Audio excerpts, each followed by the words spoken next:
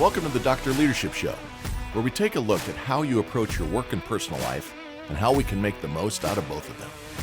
A weekly get-together where we get real about self-improvement and development as we all make this not-so-easy journey through life. Our discussions will cover ideas and concepts from how to grow your career to how to lead your family towards prosperity and happiness. We don't pretend to know it all, and the doctor is the first to be vulnerable, discussing his own weaknesses, both past and present. This is about growing together and having some fun while we discuss what is happening in the crazy world we live in and how to make the most of it. Let's strive for awesome together. Let's get after it. Hey everybody, welcome to the Dr. Leadership Podcast. Hope you're having an awesome Wednesday. Welcome to the show. Hey, looking forward to this week's episode. We're coming off of Father's Day, so I'm going to bring it back to the personal side a little bit. Hope you enjoyed last week's episode on transforming from the middle. We face business challenges all the time, and that episode was really about the importance of taking your decision-making down and being inclusive of people closest to the customer and closest to the operations. They know where the problems lie, and they can give you some good guidance there. But as I said, today I'm going to slide back over to the personal side because we just celebrated a big event this last weekend called Father's Day. And today's episode 88, can't believe we're that far along, and it's called The Important Role of a Father. And I'm going to get into it a little bit, but first of all, just a reminder to everybody, hey, give us some feedback. Reach out to us at our email address at drleadershipresults@gmail.com and give the membership site a try. You can go out to our website, www.drleadershipresults.com, click on subscribe, enter a few pieces of information. It's $5 a month. You get early access. You get access to interviews. Got a great set of interviews coming up, working on some people inside the leadership and coaching space. Those will be coming on board in the next several weeks. And there's 25 or 30 really good ones out there in the past. I got Super Bowl winning coaches. I got F-15 pilots. I got helicopter pilots and Osprey pilots. I've got CEOs of organizations from all types. I've got some of the best executive leadership people in the world out there. It's $5 a month. Cancel anytime you wish, and you get access to all this great content before your friends do. You can be a trendsetter, not a follower. So back to today's episode. As I'm sitting here, as I said before, the last episode was about transformation, and it was really focused to the challenges of transforming your corporate life. And as I said, today we're going to swing back to the personal side. I kind of move around a little bit and discuss the world of being a father. You know, the one who is responsible, along with the wife and significant other, of transforming young kids into productive young people. Now, the first thing I want to say, everybody, is I'm 27 years in. My oldest turned 27 last week. My youngest turns 24 in a couple of months. I want to say this really loud. It ain't easy. That's the first thing all of you need to know, and all you experienced fathers understand. It also can seem thankless at times, and I put that thankless in kind of air quotes. It's not thankless, but man, there's many times you feel you feel alone on the island as a parent. But remember this: there's always hope that if you do most of the job right, then those little ones will turn out to be pretty good big ones. They'll grow up into be pretty good people. Some take a little longer to get there than others. Hopefully, it's very few of yours that don't get to the other side of that transformation. But it's a tough world to rear kids in these days, and it's going to take some very specific, strong-minded steps to kind of get through this thing. I'm going to go through 5 things that I think are kind of important looking back about this, and go through it. But there's 1,000 situations you're going to face. But let's be real here first off. It always amazes me when you talk to other parents and they go on and on about how perfect their kids are and how well they are doing. My wife and I were talking about this morning. She goes, "What's the topic?" I said, I'm taking the easy route. I'm going to talk about Father's Day. It'll be fresh in everybody's mind. This is coming out 3 days after the event. But, we started talking about, you talk to people and everything is perfect, perfect, perfect. It's because this world is filled with, you think you got to be competitive. And if you don't say the kids are doing great, then someone else's kids are doing better. Let me just state that I'm always glad to hear the happy things about your children. But also, I realized that under the shiny part, everyone faces these challenges and trials in raising and rearing kids. You are going to have problems. You are going to have times where you love your children, but you don't like them. You are going to have times where outside influences are having a more dramatic effect on your kids than you are. You know, I've talked about this a couple episodes. I mean, this is a dozen episodes or farther back. But kids today, because of social media and all the crap that comes at them through these devices that we put in their hands way too young, they are more interested in pleasing and being accepted by their peers than pleasing their parents. It's just a fact. Doesn't mean the kid's bad. It means that society is getting their tongs into them and their talons into them, and you got to be really, really strong. Now, let me start by saying this. I love my kids unconditionally. My wife, their stepmother, loves them unconditionally with conditions. What I mean there is I'm proud of many things that they do and did and are doing. And then I have some items I am waiting for that haven't yet taken root. And I think it comes from experience in life, right? I certainly was not a perfect child. But I'll tell you what, I was raised and reared by World War II parents, and the fear of disappointing was much stronger in those days. I see kids all the time that just don't care what their parents say. And I can't wrap my mind around it. I also want to state here, I didn't do everything perfect or right. I'm the first one to raise my hand. Man, I screwed up here, I screwed up there. Sometimes it wasn't hard enough. Sometimes I was too hard. Sometimes I didn't listen enough. Sometimes I needed to speak more. It is not easy. But I think if you put some core elements in your approach to it, it's going to be better off. I think you're going to end up better than if you don't have a very, very dedicated approach. So I had 2 daughters underneath my roof following a divorce. I've talked about that before. It took me a while, fought in the courts, and then really got pretty good control of their lives as far as being under my roof 100% of the time, etc. And thank God my wife, their stepmother, came along to help and give good examples with me that were not always popular. This brings me to my first point to follow as a parent. And I want you all, and the reason it's first is because it's the most important. And this can be how you can help your kids become parents too, if you're in the grandparent stage of life. Don't do what's popular, but do what's right. And what I mean by that, in today's world, we're seeing the outcomes of parents trying to raise their kids as their friends versus being their parents. Society is failing our children. I used to always say 2 things to my kids, and it was kind of tongue-in-cheek. They thought I was kind of joking, but I was dead serious. And the 2 things were this. The first one was, I am your father, not your friend. We were friendly, but I was the father.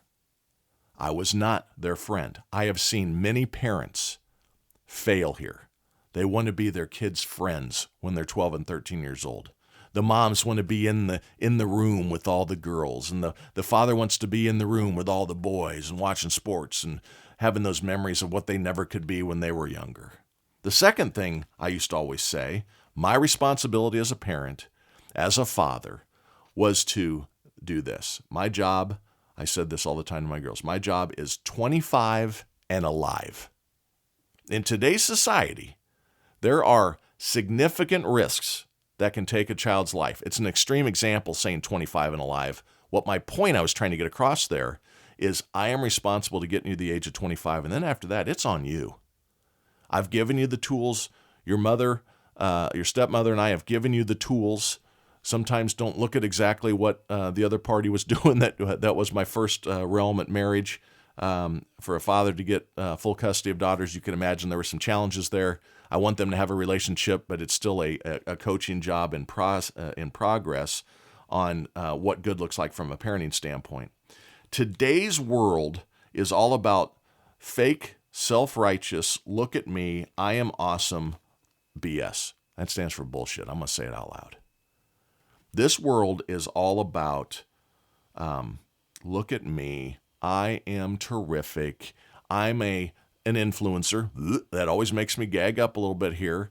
They want to be seen on social media. Remember, it's Facebook and Insta scam. None of this stuff is real.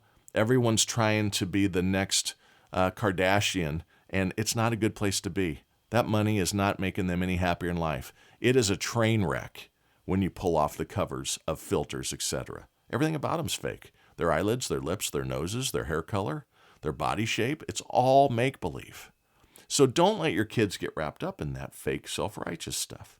What's really the case here is the real world is really hard and full of setbacks. You are going to face challenges. And this brings me to the number 2 thing. So number 1 was don't do what's popular, do what's right as a parent. Don't be their friend, be their father. The second thing I want to talk about is all this, how to handle the setbacks. Let your kids fail and fail frequently. They need to not be selected for the team. They need to not make the all-star roster unless they've earned it and worked at it. They need to be told no. Remember, I've said before, give them 100% of what they need and 10% of what they want, and they're probably going to be pretty good kids. But man, you got to let them experience happiness. But a major lesson that is visibly missing today is that things don't always go your way. And we need to teach kids how to handle that, how to handle rejection. Now, do you want your kids, everybody's like, oh, I just hate seeing my little Susie or my little Jimmy sad. Well, do you want your kids to only experience things going right all through their childhood, to then have major meltdowns when they experience failures the first time in, say, college or a career, when the stakes are much higher? If you don't teach your children how to handle adversity, they aren't going to be good at handling adversity. Look back in your own life. Has it all gone swimmingly? Has it all been easy? No. How did you get through it? You learned how to take a punch. You learned how to take hard knocks. You learned how to get back on the horse. You've got to teach this these days, because in schools, they're teaching them that victimhood is an asset. And it isn't. Be a victor, not a victim. Now, kids need to skin their knees in life to learn the important skills of handling things like rejection, handling losing, not being chosen, as I said before, falling down, getting called out, etc.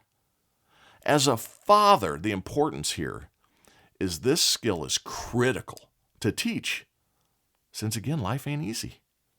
Entitlement is the devil in skill set development. Kids need to learn the word no and experience setbacks. As a father, teach them to face adversity. This is hard, but this is critical. When you are rearing your children, we all want to see smiles, but there's going to be crying. There's going to be setbacks. There's going to be things to teach and utilize as a teaching opportunity about handling these things that aren't easy. Face it, I'm 56, almost 57 years old. I'm kind of the boss in my business career. But there's things that don't go right for me. I got to handle adversity not only for myself, but all the people I'm accountable for. It's a skill that it's like calluses on your hands.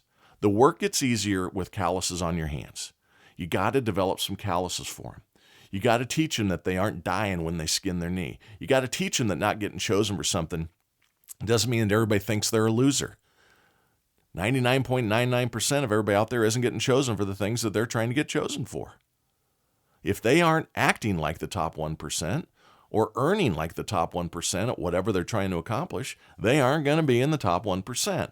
So teach them how to handle adversity and such. That's the role of a father. It is to put their arm around them and say, I'm so proud of you when they win. It's also to put your arm around them and say, you lost today. It's going to be all right. You know, my dad said to me one time, I remember I had a bad day in baseball, went 0 for 4, and I was really down on myself. He says, man, tell you what, a couple of those calls just weren't there. He says, no, what you need to do is you need to learn how to hit a goddamn curveball. You aren't in the batting cages enough. Don't blame others. Don't blame the call by the behind the platers. He goes, they were painting it black, man. If you don't know what that means, you aren't a baseball fan. The pitcher was putting it over the plate, but it was coming in as a curveball, and I was ducking out. He goes, your problem is you don't know how to hit a curveball. It isn't that the ump gave you a misdeed with these calls. Really resonated with me. Another thing happened to me about getting back up and facing adversity and challenges. I was a competitive diver in school, and I was working. It was the night before our first diving meet ever, and I was trying to take an inward 1.5. It's where you stand backwards on the end of the 1 meter spring diving board, and you pop up and back, and you spin in towards the diving board, and I was throwing a 1.5, and I wanted to take it to an inward 2.5 to up the degree of difficulty. Would help my scoring, would help me win. So I'm sitting there, and all I'm thinking about is I got to go higher, man. I got to get a lot of pop here. And I went straight up and came straight down, and on the third rotation, smacked my head right in the middle of the diving board, got pulled out of the pool, put on a neck board, couldn't move my legs because of the concussion, got taken to the hospital, but in an ambulance. Coach had to call my parents, say, meet me at the hospital. They come in the hospital. I'm scraped up from the abrasive material on the diving board. I'm beat up. I don't get a dive the next day in the first meet. I don't get a dive the next 3 days as they let me go through a concussion protocol. And so that was on a Wednesday was the practice. Thursday was the meet. I go Saturday, Sunday, Monday. Monday's my first practice. I'm cleared. I go walking out in the pool area. My dad's never come to a practice. He's sitting down at the end of the stands. I don't even know if my mom knows this story. He's sitting down the diving area of the pool. And I go walking up and go, what are you doing here? He goes, I'm here to watch you throw that dive. I go, what dive? He goes, the one you hit your head on. I go, what are you talking about? I'm not going to do that dive. I've decided I'm going to do 1.5. So he goes, go pack your stuff up and let's go home. If you aren't willing to go after this adversity, he goes, I'm not saying you got to throw the dive forevermore, but you got to get up there and you got to throw it. You got to get the fear out of your mind. So he stayed there. And I went up and I did my warm-ups and everything. And he goes, let's go. My coach is sitting there. He must have talked to the coach because Coach Gath was fine with it. And I step up there, and you always try to land that dive about 18 inches from the diving board. When you're spinning around the last piece, you want about 18 inches, so you're landing in the pool as close to the diving board as possible. Well, I threw the dive. I rotated 2.25 times because I was 8 feet away from the diving board, smashed my face, belly flopped in and everything. I get out of the pool. I look up to see my dad disappointed in me. He gave me a thumbs up and walked out of the gym. All he wanted to see me do was to face the adversity. I never threw an inward 2.5. It scared the pea wattens out of me. The inward 1.5 was nerve-wracking for me. I was always glad when that got through the diving scenario on my list because I had these fears. Oh, I'm going to hit my head. I'm going to hit my head. I'm going to hit my head. But as a father, my dad knew that he needed to help me get through this. Now, my dad wasn't asking a lot out of me because he graduated from high school on a Friday, and Saturday he left for the basic training to head to the Philippines for World War II. You got to remember, the generations before us had it a lot tougher. Why would you as a father try to make everything easy for your children when we have faced so many hardships in the past? Hard men make good times. Good times make soft men. Soft men make poor times. Poor times make hard men. We have to learn our lesson. We're learning it right now in the country. Got terrible leadership, hard times. Got to bring it back. We need a father figure or a parental figure back leading the country. It ain't easy. Get rid of all this victimhood stuff. But my dad knew it right. World War II vet, man. He wouldn't ask me to face anything he hadn't. I'm simply trying to throw a dive into a swimming pool. That wasn't what he had to do. He had to try to stay on the ship when they're beaching and bringing supplies in as they're going up and down the chain islands to take Japan back in 1944. Who am I to question that? Teach them to be resilient. The third thing I'd say is work ethic. We have a lot of kids these days that aren't given a job when they're young. We got used cars for both my girls when they turned 16.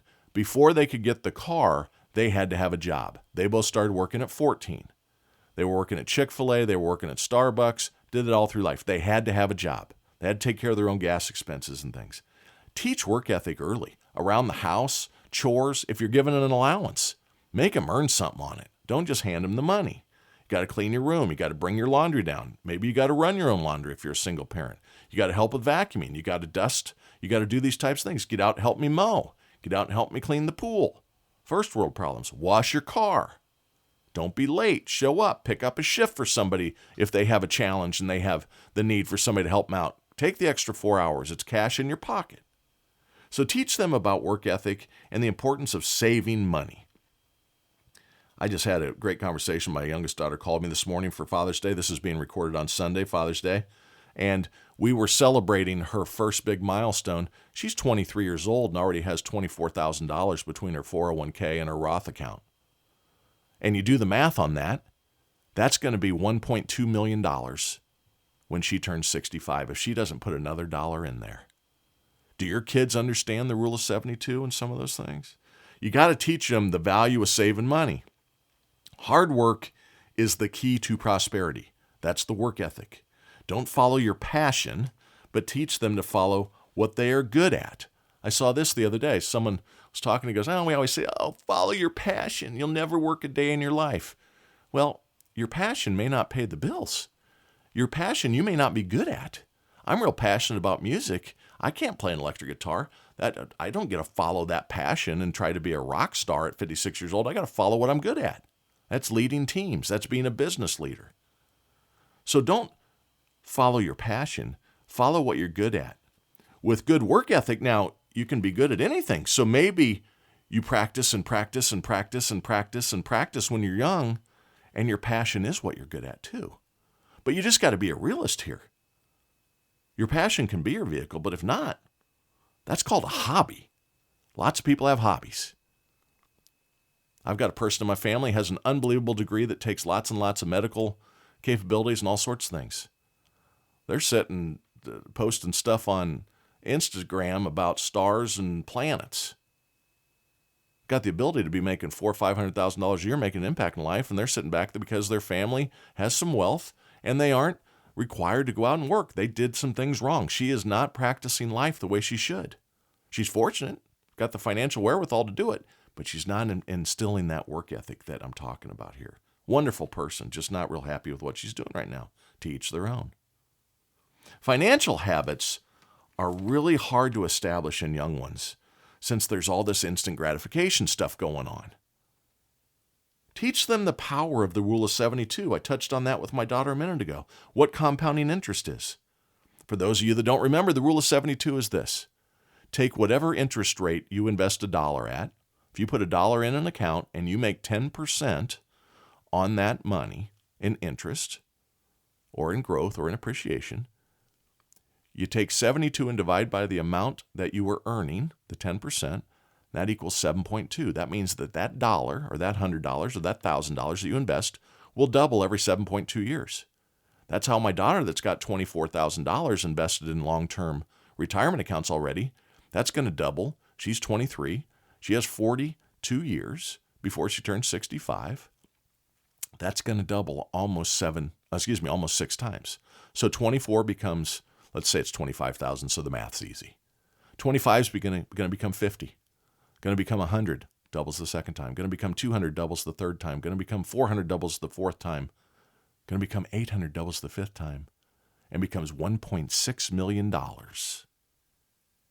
Double in the sixth time when she turns 65. If she simply gets what the market has gained on average for the last 130 years, 10% a year. You're going to have years that are 20% up and 15% down, but on average, 10%. So I just talked with her about it. She's all jacked up. I can't believe that. That's just unbelievable. So now what you do, go put another 20 in. Then you got 3.2 million. Because with inflation, that's going to be like having $1 million a day. Every 2 million is going to be like having $1 million. So it used to be you had to be a millionaire. Now you got to be a multimillionaire to probably do all you want to do in life. You can live on far less, but it's not going to be in the best neighborhoods. It's not going to be going out to dinner. It's not going to be having a new car every 5 or 6 years.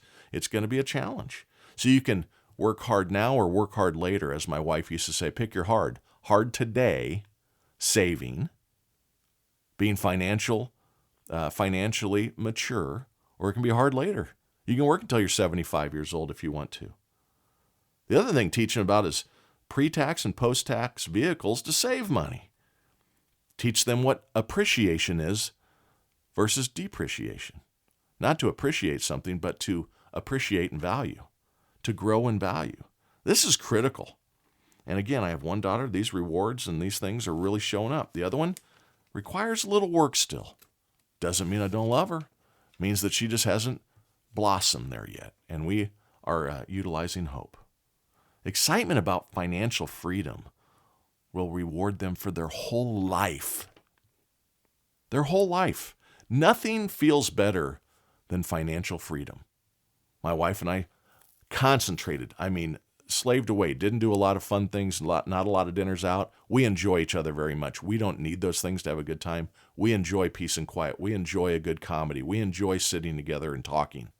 Some people feel, because of FOMO, fear of missing out, they got to be seen every weekend, 3 nights a week. It's not a good look in the long run. Yeah, you're out there and you're being seen, but meanwhile, you're probably living check to check.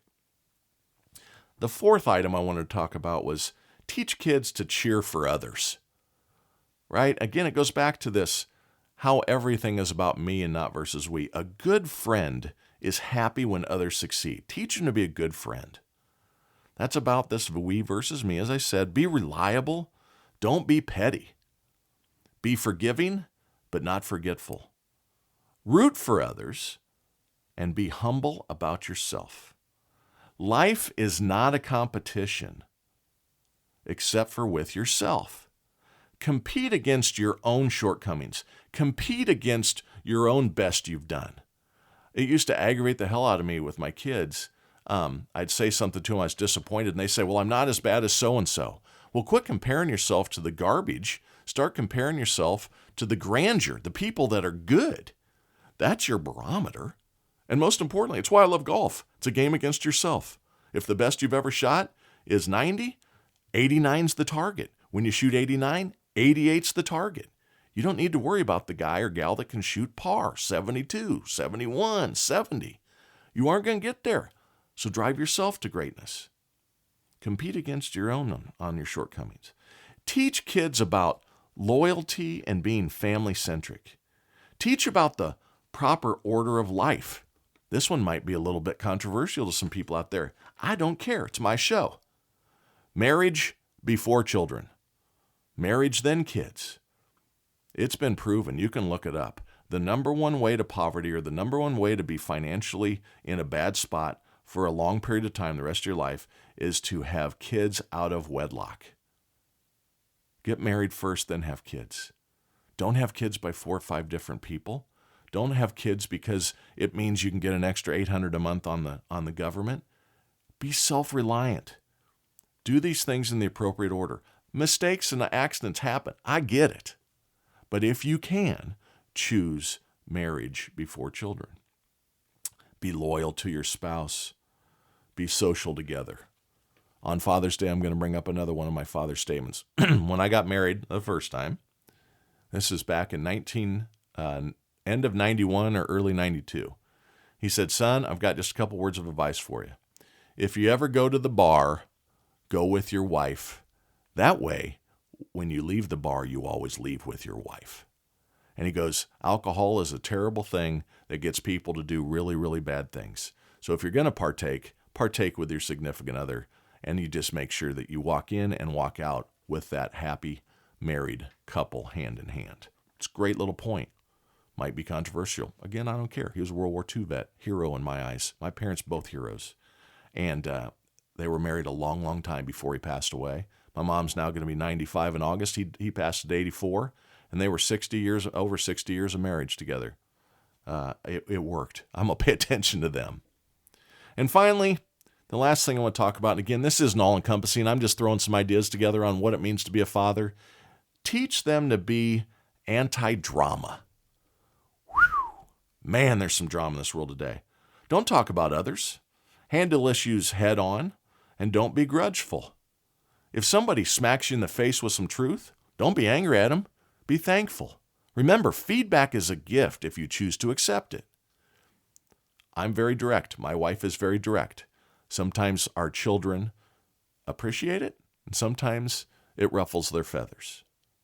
I'm a feather ruffler because it's going to resonate with you one way or the other. If I got to hit you between the eyes 5 or 6 times, I'm going to hit you head 5 or 6 times. You don't have to like it. You can choose to do something else, go elsewhere. but I am a father, not a friend. Handle issues straight on.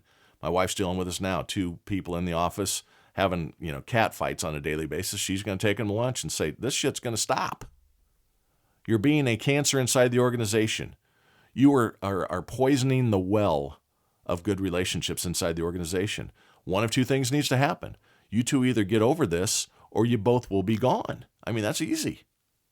Do not let people impact and bring drama into your family life and into your business life. Don't be a shit stirrer, is what I wrote today on the notes. There's people that do that. I'm facing that in my organization right now in a couple places. People that are just looking for something to complain about to try to position themselves. Be a leader and give back. These are 5 not easy steps, but overarching steps that I think have been important in how I was raised and reared and how I tried to raise and rear. Again, I didn't do it all right. You're going to have times when you are really struggling. You're only as happy as your saddest kid is a great statement. It's okay for them to be a little sad. It's okay for them to be uncomfortable. It's okay for them to not get everything they need. So dads, remember, you only can do the best you can. You will make mistakes, but stand your ground. Be the man of the house. Oh boy, controversial statement. Be masculine. And, be tough. Be awesome. Talk next week.